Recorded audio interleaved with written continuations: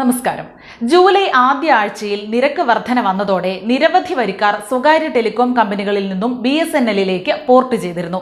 Jio, Airtel, V കമ്പനികൾ ഉയർത്തിയ പുതിയ നിരക്കുമായി താരതമ്യം ചെയ്യുമ്പോൾ വിലയിലെ വലിയ അന്തരമാണ് പോക്കറ്റ് സംരക്ഷിക്കാൻ പല സാധാരണക്കാരും BSNL തിരഞ്ഞെടുക്കാൻ കാരണമായത്. ഇതിനിടെ അംബാനി അടക്കം ടെലികോം മേഖലയിലെ ഭീമന്മാർക്ക് ഭീഷണിയാകുന്ന നീക്കവുമായി എത്തുകയാണ് സാക്ഷാൽ രത്തൻ ടാറ്റ.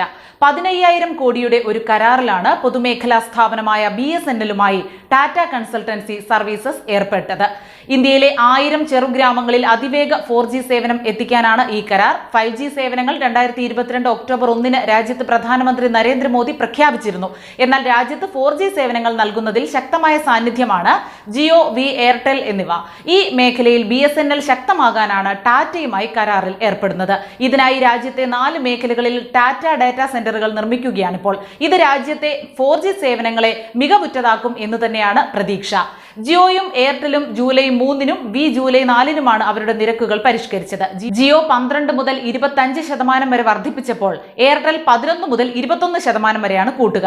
വി ആകട്ടെ 10 മുതൽ 21% വരെ വില കൂട്ടി. ഇത് വലിയ തോതിൽ BSNLിലേക്ക് പോർട്ട് ചെയ്യാൻ ജനങ്ങളെ പ്രേരിപ്പിച്ചു. ടെലികമ്മ്യൂണിക്കേഷൻ രംഗത്ത് ഭാരതത്തിന്റെ അഭിമാനമായ സ്ഥാപനമാണ് BSNL. വലിയ വേഗതയിൽ മാറ്റങ്ങൾ സംഭവിച്ചുകൊണ്ടിരിക്കുന്ന ഈ രംഗത്ത് സ്വകാര്യ കമ്പനികൾക്കൊപ്പം മത്സരിക്കാൻ BSNLന് സാധിക്കാതെ വരുന്നുണ്ട്. അത് ഒരു സത്യം തന്നെയാണ്. മികച്ച മനുഷ്യ വിഭവശേഷി, മികച്ച സാങ്കേതിക അടിസ്ഥാന സൗകര്യങ്ങൾ, വർഷങ്ങളുടെ പ്രവർത്തന പാരമ്പര്യം എന്നിവ ഉണ്ടായിട്ട് പോലും മത്സര രംഗത്ത് ഒന്ന് നിവർന്നു നിൽക്കാൻ പോലും BSNLന് സാധിക്കാത്തത് എന്തുകൊണ്ടാണ് എന്നതും ചോദ്യമാണ്. ഒട്ടനവധി ദുരൂഹതകൾ ഇതിന്റെ കാരണമായി ചർച്ച ചെയ്യപ്പെടുന്നുണ്ട്. വെറും 2 ഉദാഹരണങ്ങൾ നമുക്കൊന്ന് പരിശോധിക്കാം. നിലവിൽ കേരളത്തിന്റെ പല ഭാഗത്തും ആത്മനിർഭർ പദ്ധതിയുടെ ഭാഗമായി 4G ടവറുകൾ ഓൺ ആക്കിയിട്ടുണ്ട്. കേരളത്തിൽ മാത്രം 600-ലധികം ടവറുകൾ സജ്ജമായി കഴിഞ്ഞു. ഇന്ത്യയിൽ ഒട്ടുക്കും 10,000 ടവറുകളാണ് BSNLനുള്ളത്. പക്ഷേ 700 MHz ബാൻഡ് വിഡ്ത്തിലാണ് ഇപ്പോൾ BSNL 4G ലഭ്യമാക്കുന്നത്. എന്നാൽ സാധാരണക്കാർ ഉപയോഗിക്കുന്ന ഭൂരിഭാഗം ഫോണുകളും ഈ ബാൻഡ് വിഡ്ത്ത് സപ്പോർട്ട് ചെയ്യുന്നതല്ല. ആപ്പിൾ, ഐഫോൺ, സാംസങ്ങിന്റെ ഉയർന്ന മോഡലുകൾ തുടങ്ങിയ വില കൂടിയ ഫോണുകളിൽ മാത്രമാണ് ഇത് ലഭിക്കുക. ഗ്രാമീണ മേഖലകളിൽ ഇന്റർനെറ്റ് ലഭ്യമാക്കുക എന്ന പദ്ധതിയുടെ ഭാഗമായി ഉൾപ്രദേശങ്ങളിലും ആദിവാസി മേഖലകളിലും പുതിയ 4G ടവറുകൾ സ്ഥാപിച്ചിട്ടുണ്ട്. ഈ സ്ഥലങ്ങളിലും നിലവിൽ ആർക്കും 4G ലഭിക്കാത്ത സ്ഥിതി തന്നെയാണ് ഉള്ളത്.